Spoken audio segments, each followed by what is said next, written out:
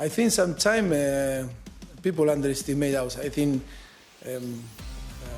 we play much better than sometimes the people assess us, but you know, you cannot fight with the perception of the people. I think the team is fighting, the team is getting results. I feel so proud for that because I promise you, like I told you, my players are heroes. Happen what happened. I told you a few weeks ago, last week, I am telling now, they deserve full credit, a lot of prize because the effort that they are doing this season is amazing. What they are doing this season, even just on the surface of it, is a really good season for Tottenham. But when you take into account that at the start of the season, what everybody warned for Tottenham was, well, what if Harry Kane gets injured? What if they don't manage to move into the new stadium on time? What if they go out of the domestic cup competitions? That might be their only chance of silverware this season. All of those things have happened. And yes, they got to the semi-final of the League Cup. And they've got Dele Alli out on top of that. And they had Son out at the same time over at the Asia Cup. And still, Tottenham have managed to get to this stage in the season where they're challenging for the title and challenging for the Champions League. Look as though they're about to progress to the quarter-finals. How well have they done? They've done very well, considering it's all done on a budget. You know, I think it's fantastic. The players that they've got in, the manager plays a major part in that because he's got to pick those players, he picks the team, the way they play. And season in, season out, you know, just the way he goes about his business. You flip it on its head and you turn around and say to yourself, if Tottenham did spend a few more quid, where could Tottenham actually be? You know, because they're only going to make themselves stronger. You touched on the players that have been injured, but the players that have stepped in as well have done a real good job. I know everyone was worried about, naturally, Kane being injured and Son going away on that, but for me personally, I think Llorente's done a great job. He's come in, he's got goals. Everyone wasn't expecting too much of him, but he's played for massive clubs in Europe. So it's not as if he can't play the game. The way he's come in and gone about his business, I think he's done really well as well. But Tottenham in general have had a real good season. When you watch Llorente play as a striker, are the mistakes that he's making the kind of mistakes that are made when you're rusty, when you're not playing in every game? Very much so. Very much so. I'm not sure how many games he's played this season or since he's been at Tottenham, but you can't just be throwing at the deep and expect to be sharp as a knife, you know, get all the chances and that. But what he's kept doing with his experience, you know, getting in those right positions, and he's got a chance, he scored. He got one last evening, you know, a nice little header, and that's him. Now, the more games he plays, the more games, obviously Harry Kane's going to be out, the more games he plays, he's going to be an attribute to Tottenham going down the stretch to try and win the Premier League. Has that been maybe one of the things we didn't take into account about Tottenham at the start of the season when we looked at the way that they might be affected by injuries, is that we hadn't seen that much of the players that were ready to step in and take their place? Because the first choice starting 11 had done so well. Yeah, I think it seems to be a really happy camp. You know, there doesn't seem to be too much disharmony. And there's like Sissoko, you know, he's come in and been a revelation in midfield and really shown the qualities that Tottenham wanted him to bring in the first place. He changes the two fullbacks from the weekend and he goes with a back three. It's a seamless operation. They're playing really fluid. Got a goal. Vertonghen, you know, they're scoring goals from, you know, wide areas, so they can hit you through the middle, Andy, or they can go wide. And the quality of the ball in last night from Vertonghen and Aurier was first class. Even Eriksen at the weekend for Davinson Sanchez. So it just seems to be seamless. And Andy makes a point. It's down to the manager. The manager's doing an unbelievable job. And for them to still be in contention with the likes of Liverpool and Man City have been so consistent this season, speaks volumes for the job he's done. And you look at the comparison for the top 5 European leagues, and even compared to previous Premier League seasons, been pretty much half of the seasons, Tottenham would have enough points at this stage to be top of the league. But when you look at the rest of the European leagues, anybody who's got as many points per game as Tottenham, everyone else is either first or second and level on points with top, which is what Liverpool are. It just shows what an extraordinarily difficult season they're coming up against. Yeah, and that's why you got to take your hat off to the manager and to the players, you know, to have a good look at them and say, they're still in this position. You know, they've had a wobbly spell, like all teams have a wobbly spell, but the way they've come through that, the way they've come through their injuries, and they're still there. They're still having a go, they're still snapping away at Manchester City and Liverpool's heels. that proves just how good a team they are. We've talked about all the goal scorers in the 3-0 win over Borussia Dortmund, except Son Heung-min. How important is he now? He has been for a while, but particularly now that the spotlight is solely on him. Are we seeing the importance of it? I'm having him. I think I really am. I think he's a quality player, and he's proved it when he started games and has taken him off after 70, 80 minutes or whatever. When he's come off the bench, I think he's proved now that without Kane, without Ali, without whoever else they're missing, this kid will stand up to the player and say, have a look at me.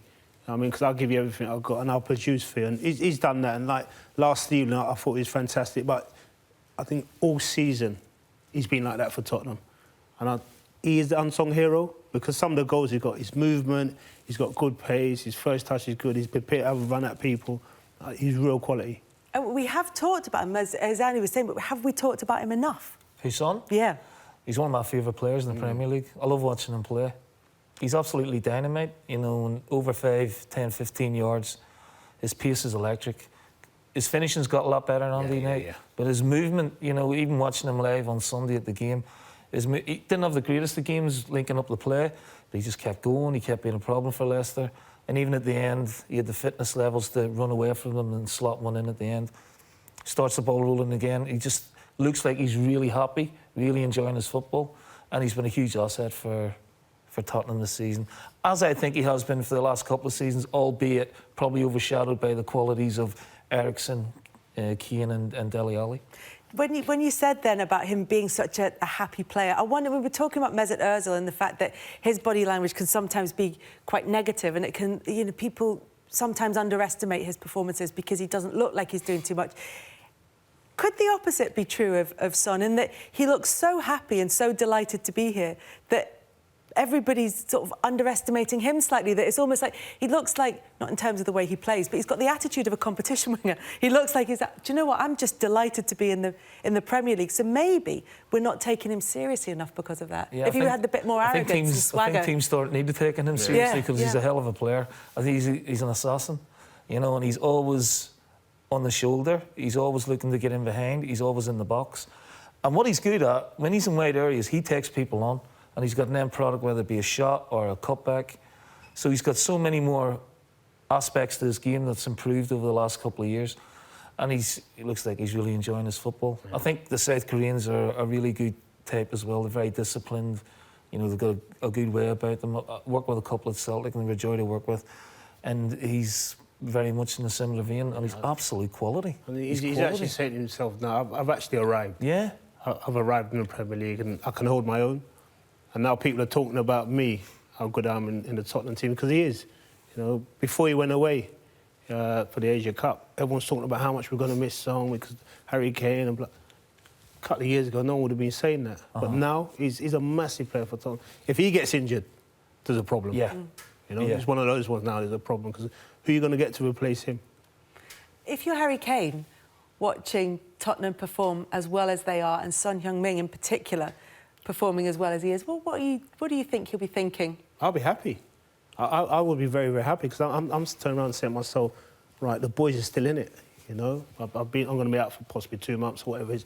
The boys are still in it. The boys are still winning games now. If I can help them, I mean, push down the stretch for the last few games of the season or last, 12, 10 games of the season, that can only help the team because he's going to galvanise when he comes back fit. You know, so me being Harry Kane, I'll be looking at saying, the boys are doing fantastically well without me now. I just want to get myself fit and get back in the mix. Harry Kane will put pressure on himself as a striker, but does it take some of that weight off his shoulders a little bit to know that there are players around who can carry that burden with him? Yeah, that's what it's all about. I look at it this way, you know, as a centre forward. There's no point you getting 30, 40 goals a season if your team is finishing third or fourth. I mean, I prefer to get 20 goals a season, my team win the Premier League. That's just my thinking. So I don't think Harry Kane's too fussed about, you know, the burden now, because he's always saying to himself, oh, the boys, like I said, they're getting goals, we're winning football matches, and I get myself fit. That can only help us. That can only galvanise us going down the stretch. And Spurs fans must be looking at that team and thinking, we've got Harry Kane and Dele Alli to come back into it. It's like, Andy, what a boost that'll be if they keep this run going, and then you're adding Harry Kane back in the mix and Dele Alli back in the mix, and then they're right in there for the running. And Andy's right.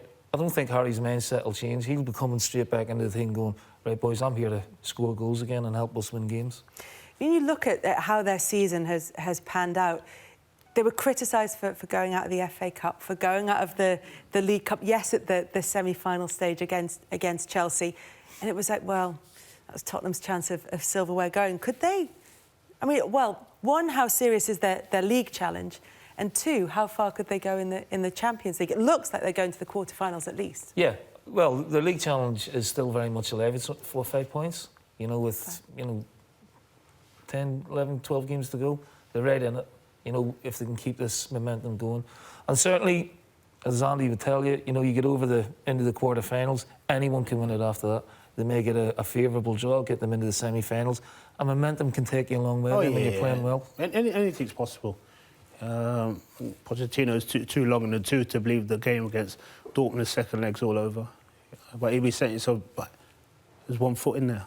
You know, there's 1 foot in there. So let's finish it off. Then, like Lenny said, after that, anything's possible. How serious do you think their title challenge is in the Premier League? They're still in it. They're still in it. They're still in it to win it. They've got players coming back. I know people might look at them and say, they're not real contenders. But if they keep winning their matches, of course they're going to be contenders because the other 2 boys might be slipping up.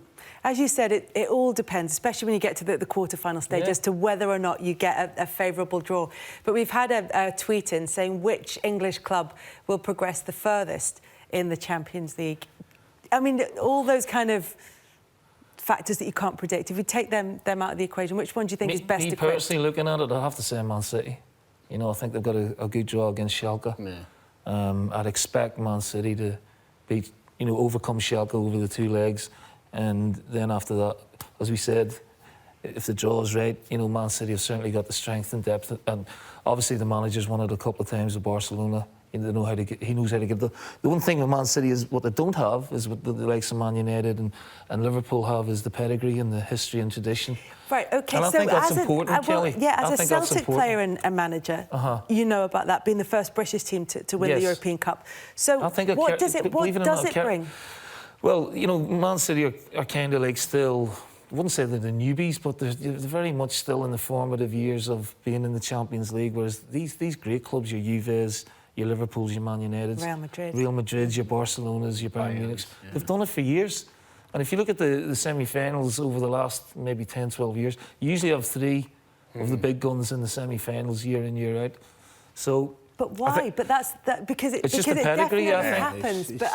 Look, when Real Madrid, like last season, Real Madrid lost to Spurs at Wembley, and everyone was writing them off. But you know, they get the timing right. You know, and hopefully Man City or Liverpool almost did it last year. But those European nights under the lights, special. They mean a lot. Yeah, very, very special. They reuse your game. Yeah. You know, and Liverpool did it brilliantly. All right, they came up against Real Madrid on the night, but they have the tradition and the history that I don't think Man City have just yet. Man City have got the quality and the finances, but they just don't have. I mean, it took Chelsea 8 to 10 years before Abramovich when they won it. But with Man City, I think it's still a work in progress in terms of the Champions League. A lot of those teams that we're talking about will be sort of top of their respective leagues as well. So and they will have the financial backing. But then you do get those teams like Liverpool and Celtic who will outperform themselves on those big European nights. Do you feel that? Yeah, when of course you do, because United? it's elite football. You know, when you talk about traditional football clubs, and that's what it's all about for a lot of the big clubs, is to win the European Cup. You know, we've got to be involved in the mix. And I can only talk about my time at Manchester United. You know, the manager was obsessed with being involved in the mix. The European Cup, the big teams, the Real Madrids, the Barcelonas, you know, the Bayerns, the Liverpools. We've got to get involved in that mix, because that's what this club's all about. You know, and if you're not about that, you know, you're not where you should be. And talking about all those clubs, that's why they want to win it so much. If you listen to Real Madrid, it's like they set up their season talking about, we want to win the European Cup. It's not, we want to win La Liga. It's like, can we win the European Cup again? It's an obsession for the big clubs to win it, because it's elite football and it's the best cup competition in the world. I would categorise Man City with PSG a little bit. I'm not sure PSG have gone beyond the quarterfinals. They've had some tricky draws as well, though, haven't they? Yeah, they've had some tough ones. Yeah, but with the finances But that they have, they're still PSG, yeah. there'll be, you know, what were the 4-0 up against Barcelona at home and lose the tie 5-6-1. Again, it's just that pedigree, and these clubs know how to get it done. These players know how to get it done. I know Man City have got a world-class team. Maybe this could be their year, but for me, it's still a work in progress. And sometimes the home games that they had don't have that spine-tingling atmosphere that some of the other stadiums bring. Who do you think then of the teams, of the British teams in the Champions League? Who do you think's best placed to progress in the Champions League? I think Lennon touched on it, Manchester City, because they've got a favourable draw going into this round. Tottenham, if they get through this, anything's possible. Anything's possible for them. Liverpool are yet to play, so you just don't know, because on that given night, that little bit of magic or that one mistake could put in a lot of problems. That's why that competition is... It's the best cup competition to play in. It's absolutely fantastic. And, I mean, I've been retired, 10 years now, and I still can't wait to watch those games now. You know, you've got the dew on the grass, you know, the champions, the music, you're saying to yourself, right, I'm ready to go now, you know. So it's such a special competition. Would you rate Man United out now, Andy, after the other night? I think it's going to be very, very difficult to overturn it. You know, I'd never write Manchester United off, never, because they've been in some tricky situations. Why though? Because they've got the pedigree. Exactly. You know, they get an early goal and it makes you stall. Although there was a bit of a gulf between the two teams the other night. Yeah. But psychologically, if United score first, PSG could get a little bit antsy as well. And you're saying PSG are one of those sides that don't quite yet have the pedigree, and that Manchester United... You still think Manchester United might yet go to Paris and get something? I think Ole Gunnar Solskjaer will believe that, but on the evidence of what we saw the other night, it's going to be very difficult for them.